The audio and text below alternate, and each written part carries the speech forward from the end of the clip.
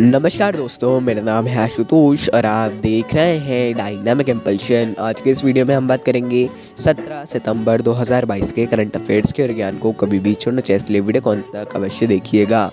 और हाँ, एक विशेष बात, आप विशेष कह लीजिए या आवश्यक कह लीजिए, ये इसमें हम बताना चाहेंगे।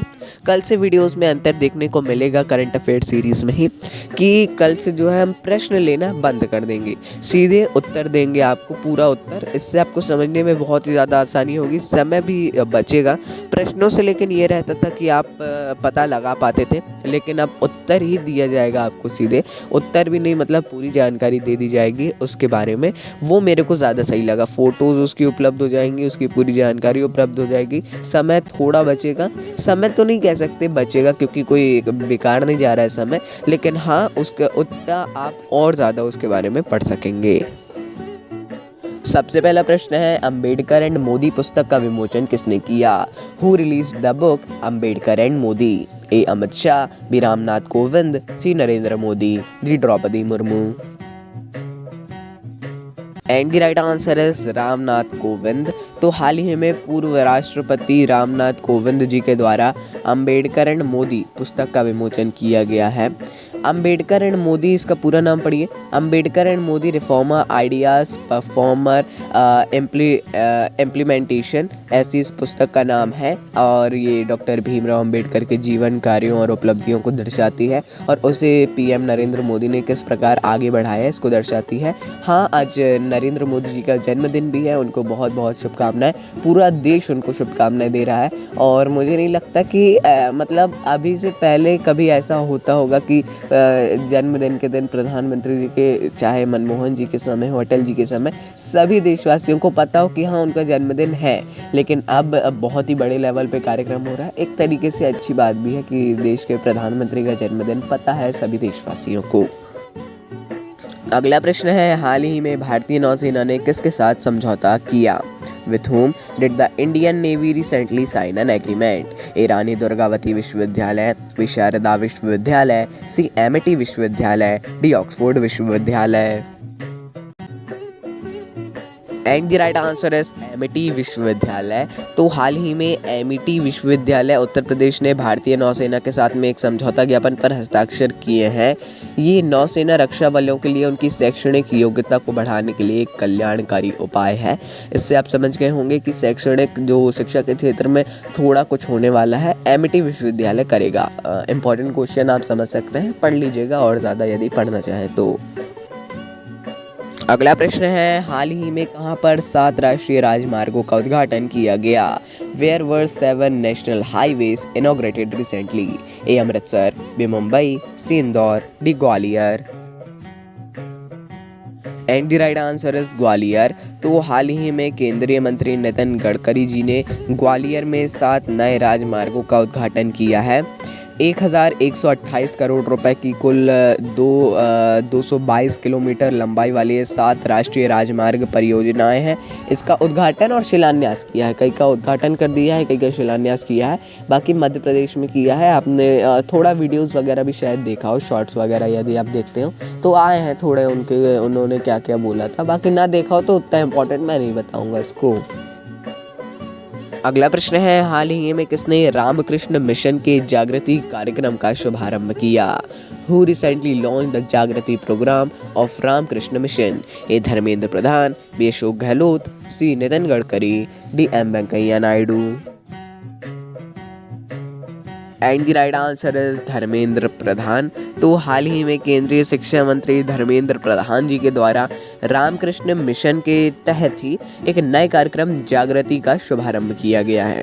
इसका उद्देश्य है न्यू एजुकेशन पॉलिसी 2022 को गहराई से प्रेरित करना, स्वामी विवेकानंद, श्री अरविंदो, महात्मा गांधी आदि द्वारा परिकल्पित शिक्षा प्रणाली को देश के लिए लाना और उसको आगे बढ़ाना। वाकई में शिक्षा प्रणाली अभी की ठीक नहीं है।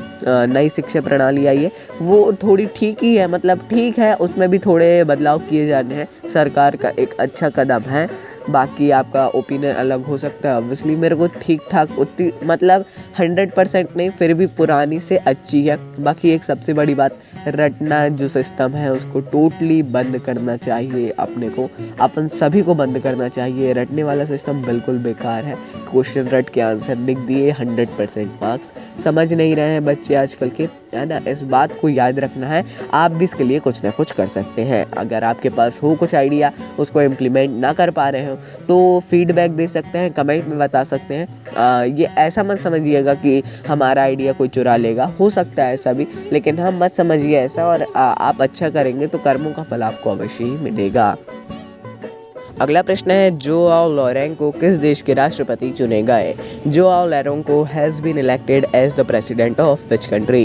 ए अंगोला, बी फिनलैंड, सी चेक गणराज्य, d Netherland. And the right answer is Angola. तो हाल ही में अंगोला के जोआओ लोरेंको ने राष्ट्रपति के रूप में दूसरे कार्यकाल के पद की शपथ ली है ना। अब क्यों लिया हमने ये प्रश्न? इसीलिए लिया जिससे आपको याद हो जाए, ये नाम याद हो जाए, है ना, क्योंकि ये सारे नाम याद रहना चाहिए। अब आप बोलेंगे ऐसा कभी डायरेक्ट तो क्वेश्चन आएगा नहीं कि कौन है इसके राष्ट्रपति, लेकिन जानकारी अवश्य होना चाहिए। फिर आप क्यों ही पढ़ रहे हैं? यदि आपको एक बेसिक नॉलेज नहीं है तो आप क्यों ही पढ़ रहे हैं? कहीं पे भी आपको लिखना आ सकता है कि मतलब आ ही सकता है कुछ ना कुछ, इसलिए पढ़ लीजिए, कोई बुरी बात नहीं है। बाकी जानकारी रहेगी तो जानकारी कभी भी बुरी नहीं होती और ज्ञान को कभी भी छोड़ना नहीं चाहिए। अगला प्रश्न है, किस राज्य की सीमा पर भारत की पहली महिला ऊंट सवार दस्ते को तैनात किया गया? India's first female camel riding squad has been deployed on which border of which state? On the border of which state? Sorry. A Gujarat, B Rajasthan, C Ladakh, D both A and B. And the right answer is both a and b, यानी कि राजस्थान और गुजरात दोनों ही हैं। BSF का पहला महिला ऊंट सवार दस्ता तैयार है। पाकिस्तान सीमा पर इसको तैनात किया जाएगा, गुजरात और राजस्थान के कुछ हिस्सों पर। एक अच्छी बात है, देखते हैं। और महिला है इसमें, मेन बात तो ये है कि महिला ऊंट सवार है ना, ये एक बहुत ज़्यादा अच्छी बात है।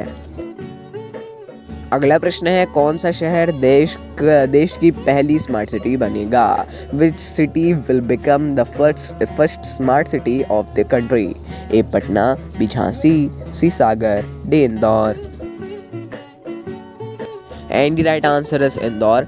तो हाल ही में इंदौर भारत का पहला स्मार्ट सिटी बन गया है, बहुत ही ज़्यादा अच्छी बात है।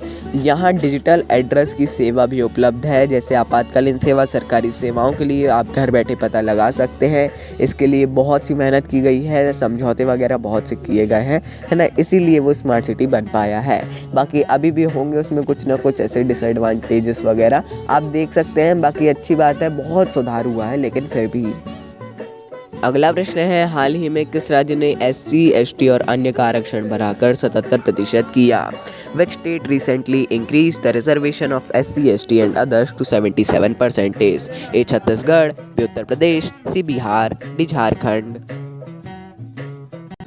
And the right answer is Jharkhand. तो हाल ही में झारखंड ने अनुसूचित जाति, अनुसूचित जनजाति और अन्य वर्गों के लोगों के लिए आरक्षण बढ़ाकर 77% रखा है ना। अन्य पिछड़े वर्गों के लिए आरक्षण पहले 14% था, अब उसको बढ़ाकर 27% कर दिया है। एक बहुत ही बड़ा अंतर है ये, आप इसके बारे में और अवश्य देखिएगा, बहुत ही विवाद भी हुआ है। तो दोस्तों, ये था अंतिम प्रश्न। मिलते हैं अगले वीडियो में। नमस्कार। Dynamic compulsion.